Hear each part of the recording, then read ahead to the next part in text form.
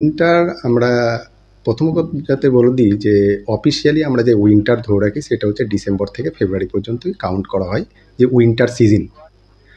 আর এখন যেটা দেখা যাচ্ছে নভেম্বর মান্থে আমাদের ফোরকাস্ট দেওয়া ছিল যে নভেম্বর মান্থে ত্রিপুরার ওপর টেম্পারেচার নর্মালের কাছাকাছি থাকার সম্ভাবনা আছে। এটা ছিল আমাদের নভেম্বর মান্থের ফোরকাস্ট। তো আমরা দেখতে পাচ্ছি যে এখন আমাদের যে টেম্পারেচার সেটা 15 থেকে 16 ডিগ্রির কাছাকাছি আছে, সেটা আমাদের স্বাভাবিকের কাছাকাছি।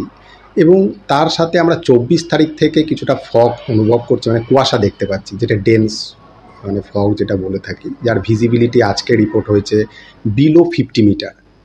তো এটা অনেক গতবারের সাথে যদি আমি তুলনা করি তাহলে এই বছর মানে গত বছর ডিসেম্বর থেকে দেখা গেছিলো, ডিসেম্বরের 15-এর পর এবছর কিন্তু এটা নভেম্বর থেকেই দেখা যাচ্ছে। তো আমাদের প্রেডিকশন যেটা সেটা হচ্ছে যে এবছর শীত যেটা ডিসেম্বর মাসে, ডিসেম্বর থেকে ফেব্রুয়ারি নর্মালের কাছাকাছি থাকারই মানে স্বাভাবিক থাকবে। আর ফগি ডে নর্মাল থাকারই সম্ভাবনা আছে। আর এর সাথে ডেন্স ফগও বাড়বে, ডেন্স ফগের সম্ভাবনা মানে যেটা নর্মাল থাকে সেরকমই থাকার সম্ভাবনা আছে। আর এখনও পর্যন্ত টেম্পারেচার যেটা আমরা দেখছি যে লাস্ট 1 উইক থেকে সেটা হচ্ছে ডাউনওয়ার্ড, মানে 15 থেকে 16, মানে প্রত্যেক দিনই আজকে যেমন 16 রিপোর্ট হয়েছে, গতকাল 15 ডিগ্রি ছিল।